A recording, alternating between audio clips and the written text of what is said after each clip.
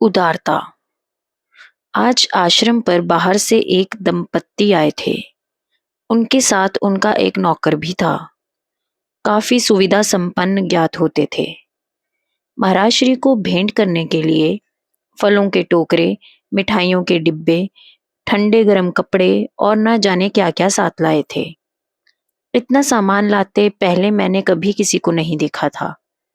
एक डिब्बे में कुछ विशेष अच्छी मिठाई दिखाई दे रही थी। सोचा कि यह डिब्बा महाराज श्री के लिए रख लेंगे, साथ में अपने को भी अच्छी मिठाई चखने को मिल जाएगी। किंतु महाराज श्री ने वही डिब्बा सबसे पहले हाथ में लिया और प्रसाद बांटना आरंभ कर दिया। मेहमानों, आश्रम वासियों, दर्शनार्थियों सबको बुला बुलाकर फल तथा मिठाइयां लुटाने लगे। सब डिब्बे खाली हो गए, सब फल बंट गए, लेकिन एक डिब्बा बचा रह गया। महाराज श्री ने मुझे कहा, शाम को पुजारी जी आए तो यह डिब्बा भगवान के नैवेद्य के लिए दे देना। मैं मन मारकर रह गया था। महाराज श्री तथा मेरे लिए मिठाई का एक टुकड़ा तक नहीं बचा था। इस एक ही उदाहरण से महाराज श्री की चित्त स्थिति के कितने ही लक्षण प्रकट हो जाते हैं। वह मन के अत्यंत उदार थे। दूसरों को खिलाकर उन्हें सुख मिलता था, तभी तो सारा प्रसाद बांट दिया गया। अपने लिए मिठाई का एक टुकड़ा भी नहीं रखा। उन्हें अपनी जुबान के चस्के पर कितना नियंत्रण था। वे निस्वार्थी थे। एक छोटी सी घटना ने उनके आंतरिक स्थिति को कहां तक प्रकाशित कर दिया था। मैं सोचता रहा। आश्रम पर अनेक लोगों का आना जाना था। उनके व्यवहार से उनकी चित्त स्थिति का पता चल जाता था। मेरी अपनी चित्त की अवस्था भी मेरे समान थी। महाराज श्री के विशाल व्यक्तित्व के सामने सब कितने बौने थे। इन्हीं गुणों के कारण महाराज श्री सबके वंदनीय थे। साधन का कोई भी मार्ग हो, कैसा भी सिद्धांत हो, यम नियमों का पालन सबके लिए आवश्यक है। जबकि यम नियम पालन के प्रति प्राय साधक उदासीन रहते हैं, किंतु महाराज श्री को इनका पालन करने के लिए किसी प्रकार के विशेष प्रयत्न की आवश्यकता नहीं थी, क्योंकि स्वाभाविकता ही उन्हें यह अवस्था प्राप्त थी। कितना भी बड़ा प्रलोभन हो, किंतु उनका मन प्रभावित होते कभी नहीं देखा गया था। एक बार महाराज श्री भ्रमण में थे। सेवा में मैं साथ था। एक स्थान पर गाड़ी से उतरकर उसी शाम को दूसरी गाड़ी पकड़कर अन्यत्र कहीं और चले जाने का कार्यक्रम था। अर्थात वहां एक ही समय का भोजन करना था। जिनके पास हम ठहरे थे वह बड़े सेठ जी थे। बड़ा व्यापार, बड़ा मकान, नौकर चाकर, कार सवारी, सब कुछ। उन्होंने पूछा, महाराज जी भोजन में क्या बनवा दूं? महाराज श्री ने उत्तर दिया, भोजन तो करना ही है, जो बनेगा वही ठीक है। सेठ जी व्यवस्था के लिए अंदर चले गए। उसी नगर का एक अन्य व्यक्ति, जो कि महाराज श्री का दीक्षित था, किंतु आर्थिक दृष्टि से बहुत ही कमजोर था, वह भी पास बैठा था। उसने कहा, इच्छा तो हमारी भी बहुत होती है कि हमारे यहाँ भी आप पधार कर हमारे घर को पवित्र करें, किंतु अभी तक तो ऐसा प्रतीत होता है कि यह सौभाग्य हमारे भाग्य में नहीं है। महाराज श्री 2 क्षण के लिए उसकी ओर देखते रहे, फिर कहने लगे, निराश होने की कोई बात नहीं, यह समय सदैव ऐसा ही रहने वाला नहीं है। बाकी रही बात तुम्हारे यहाँ जाने की, तो आज का भोजन हम तुम्हारे यहाँ ही करेंगे। तुम घर जाकर व्यवस्था कराओ। सेठ जी को बुलाया और कहा, अंदर जाकर हमारे लिए भोजन के लिए मना कर दो, आज हम भोजन इनके यहाँ ही करेंगे। सेठ सुनकर हैरान रह गया, इनके यहाँ भोजन? क्योंकि सेठ जी उसकी निर्धनता से भली भांति अवगत थे। उस व्यक्ति का भी महाराज श्री की बात सुनकर मुंह खुले का खुला रह गया। निवेदन किया, यह तो मेरा बड़ा सौभाग्य है, आपने मेरे घर पधारने की बात कही, किंतु मैं संभवतः आपकी यथा योग्य सेवा नहीं कर पाऊंगा। महाराज श्री ने कहा, यदि तुम्हारे पास धन नहीं है तो भावना, श्रद्धा तथा प्रेम का धन तो है। तुम जैसी भी सेवा करोगे हमें स्वीकार है। तुम घर जाकर व्यवस्था संभालो। वह व्यक्ति घर चला गया। सेठ जी, महाराज श्री, मैं उसकी आर्थिक स्थिति से भली प्रकार परिचित हूँ। कुछ भी व्यवस्था कर पाने में उसे असुविधा ही होगी। मैंने कभी जाकर उसका घर देखा तो नहीं, किंतु अनुमान है कि बहुत छोटा तथा गंदा होगा। उनके घर में आपके लिए ढंग का एक आसन तक नहीं होगा। महाराज श्री, तब तो उसका उसके घर जाना हम ह- तब तो उसके घर हमारा जाना और भी आवश्यक है। ऐसी स्थिति में उसके अपने भी पराये हो गए होंगे। हमारे जाने से उसको कितना मानसिक संतोष होगा। कुछ देर के पश्चात वह व्यक्ति महाराज श्री को लिवा ले जाने के लिए आ गया।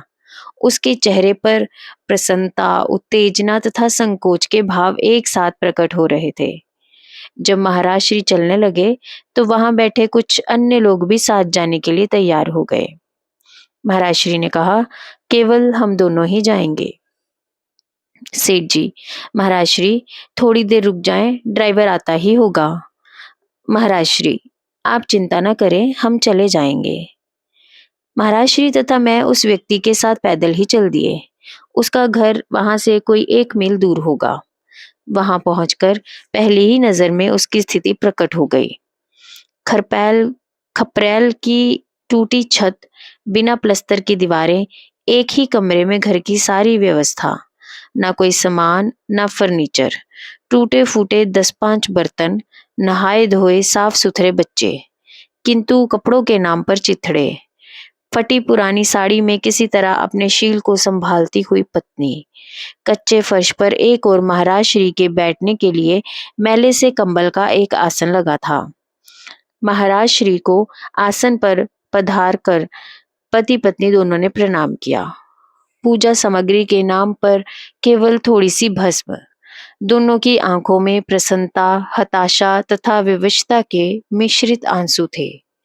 रोते हुए उस सज्जन ने कहा, हमें स्वप्न में भी यह आशा नहीं थी कि कभी आपको अपने घर में विराजमान देखेंगे, किंतु आपकी कृपा से ही यह असंभव संभव हो पाया है। पर दुख इस बात का है, हम आपको कुछ भी भेंट कर पाने में असमर्थ हैं। महाराज श्री, आपके यह प्रेम अश्रु किसी भी अन्य भेंट की अपेक्षा कहीं अधिक मूल्यवान है। अब आप प्रसन्न हो जाइए। जब भोजन परोसा गया तो सूखी रोटी और नमक। महाराज श्री संभवतः इसी प्रकार के भोजन के लिए तैयार होकर आए थे। उस दिन उन्हें प्रेम पूर्वक भोजन करते देखा गया। जब चलने को हुआ तो महाराज श्री ने मुझसे कहा, 10 रुपए देना। मैंने अपने झोले में से 10 रुपए का नोट निकाल कर दिया तो बच्चे के हाथ में थमा दिया। वह सज्जन बोले, महाराज आप ये क्या कर रहे हैं, उल्टी गंगा। महाराज श्री ने कहा, आपको नहीं, इस बच्चे को। और महाराज श्री चल दिए। मैं रास्ते भर महाराज श्री के हृदय की भावनाओं को समझने का प्रयत्न करता रहा। लौटकर जब महाराज श्री अकेले हुए तो मैंने बात छेड़ी, आज नमक के साथ रोटी कैसे लगी। महाराज श्री, प्रश्न रोटी, नमक या पकवान का नहीं है। वह निर्धन अवश्य है, किंतु प्रेम का धनी है। किसी धनिक में यदि प्रेम होता भी है तो उसके धन के अभिमान का मिश्रण भी रहता है, इसलिए उसका प्रेम दूषित हो जाता है। निर्धन के प्रेम के साथ दीनता का मिश्रण होता है, जो प्रेम को और अधिक निखार कर प्रदान कर देता है। गुरु धनिकों तथा निर्धनों दोनों का गुरु होता है।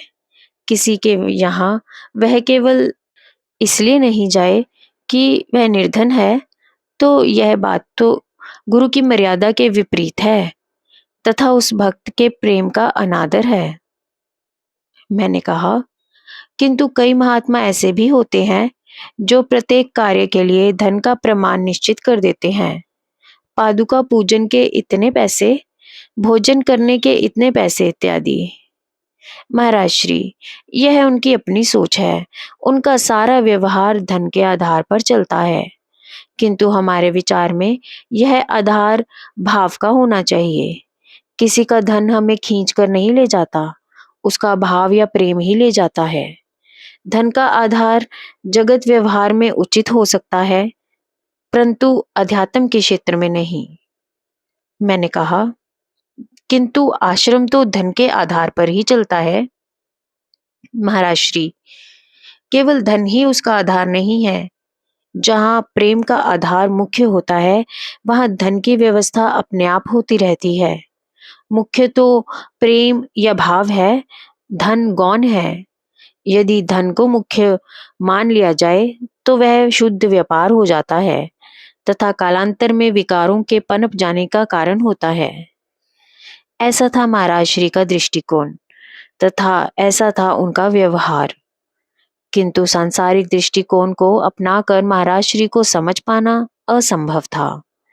यह तो स्पष्ट ही है कि यह विचार व्यवहार उनकी चित्त स्थिति की स्वाभाविकता का प्रकटीकरण है, जबकि संयम करने में प्रयत्न करना पड़ता है, जिसमें चित्त की वास्तविक अवस्था व्यक्त नहीं हो पाती। अब रही बात दूसरों को खिलाकर प्रसन्न होने की, तो इसका अनुभव मुझे महाराज श्री के नित्य के व्यवहार में होता ही रहता था। वे अपने पूर्व आश्रम की घटना सुनाते हुए कहते थे, तब मैं दिल्ली में रहता था। एक दिन घूमते हुए चांदनी चौक से निकल रहा था तो हलवाई की दुकान के सामने एक आदमी खड़ा दिखाई दिया। उसे देखकर ऐसा आभास हुआ कि वह कुछ खाना चाहता है, किंतु धन के अभाव में विवश है। पूछने पर ज्ञात हुआ कि हरियाणा के हिसार जिले का रहने वाला है। उससे पूछा कि क्या खाओगे, तो उसने कहा, जो खिलाओगे तो अवश्य खाऊंगा। मैंने हलवाई से कहा, ये जो खाएं इन्हें खिला दो। उस व्यक्ति ने कलाकंद की ओर इशारा कर दिया। हलवाई ने तराजू उठाते हुए कहा, कितनी तोल दूं? वह व्यक्ति बोला, तोलना क्या है, थाल ही इधर सरका दो। हलवाई पहले थाल की ओर फिर मेरी ओर देखते हुए 2.5 सेर के करीब होगी। जब मैंने हाँ में सिर हिला दिया तो हलवाई ने थाल आगे सरका दिया। वह व्यक्ति पांव के बल बैठ गया तथा कलाकंद खाने लगा। आधा खा चुका तो उसने मेरी ओर देखा। मैंने पूछा, और क्या चाहिए? वह व्यक्ति, अब यह दही मांगता है। मैंने हलवाई से कहा, जितना भी मांगे इन्हें दही दे दो। हलवाई ने उस व्यक्ति की ओर देखा तो वह बोला, कुंडा मेरी ओर सरका दो। इस प्रकार बचा हुआ कलाकंद तथा दही का एक कुंडा खाकर वह व्यक्ति उठ खड़ा हुआ। मैंने पूछा, और कुछ? तो उसने उत्तर दिया, अब कुछ नहीं, तृप्त हो गया। महाराज श्री कहते थे कि आजकल न वैसे खाने वाले रहे हैं, ना ही वैसे खिलाने वाले। यह है महाराज श्री की आंतरिक स्थिति का बाह्य झलक। किसी को दुखी देखकर वे व्याकुल हो उठते थे। छोटे बच्चों को देखकर उन्हें कुछ खाने के लिए देने का मन करता था। विद्वानों से सौम्यता तथा आदर से व्यवहार करते। कोई अतिथि आ जाए तो खाने का समय हो तो उनका प्रयत्न होता था कि बिना खाए ना जाए। उनका कहना था कि नम्रता, उदारता तथा क्षमाशीलता के बिना साधन केवल बुद्धि विलास है। उनमें संचय वृत्ति थी ही नहीं। किसी की निंदा कभी नहीं की। किसी की बात को सुनते ही वह एकदम उत्तेजित नहीं हो उठते थे। कोई गृहस्थ हो अथवा विरक्त, किंतु यदि साधक है तो इन लक्षणों को धारण करना अनिवार्य है, अन्यथा अध्यात्म विनोद का विषय बनकर रह जाता है। उनके शिष्यों में राजा भी थे तो अत्यंत दीनहीन सामान्य जन भी। लौकिक दृष्टि से बड़े लोगों के सामने घर में स्थान अत्यधिक उपलब्ध होने से यह समस्या होती थी कि महाराज श्री को कहाँ बिठाएं। तो सामान्य जन स्थान के अभाव में यह सोचने लगता कि महाराज श्री को कहाँ बिठाएं। किंतु जो हो, महाराज श्री स्वयं सामान्य जनों के घर में अधिक सहज अनुभव करते थे। महाराज श्री में लोकेशना नाम को भी नहीं थी। चित्त की आंतरिक अवस्था की बात तो मैं नहीं जानता, किंतु व्यवहार में यही परिलक्षित होता था। बड़े महात्मा या बड़े लेखक के रूप में प्रसिद्धि कभी भी उनके जीवन का लक्ष्य नहीं रहा। किसी ने कहा, महाराज श्री, आपकी लिखी पुस्तकों की बिक्री को सुव्यवस्थित करने की इच्छा है। तो आपने कहा, हमने पुस्तक करके कुछ नहीं लिखा। जो कुछ लिखा है वह किसी ग्रंथ या विषय को समझने या अपने आप को जानने के प्रयास में लिखा है, किंतु लोगों ने उसे पुस्तकाकार छपवा दिया है तथा हमें लेखक बना दिया। आप पुस्तकों के ऊपर से हमारा नाम हटा दो तथा बिक्री सुव्यवस्थित कर लो। भक्त, उन पुस्तकों का महत्व इसलिए है कि उनके ऊपर लेखक के रूप में आपका नाम है। यदि नाम ही हटा दिया जाए तो पुस्तक कौन लेगा? महाराज श्री, तो यह कहो, तुम पुस्तकों की बिक्री को नहीं, हमारे नाम की बिक्री को सुव्यवस्थित करना चाहते हो। हमारा नाम बिकाऊ नहीं है। इस पर वह सज्जन चुप हो गए। यह सब बतलाने का भाव यह है कि यदि महाराज श्री का बाह्य व्यवहार इतना शुद्ध, मधुर तथा कोमल था, तो उनकी आंतरिक स्थिति की सहज ही कल्पना की जा सकती है। आंतरिक पवित्रता, अपवित्रता बाह्य क्रियाओं पर अपना रंग बिखेरती है। यदि कोई अंदर के भावों को दबाकर बाहर दंभ करे, तो वह अधिक देर तक नहीं चल सकता तथा कहीं न कहीं अंतर्भाव व्यक्त हो ही जाता है। दीर्घ काल तक महाराज श्री के सानिध्य में सतत सेवारत रहने के उपरांत भी मैं व्यवहार में कभी भी, कहीं भी भाव की न्यूनता का कोई भी लक्षण उनमें देख नहीं पाया। जय गुरुदेव।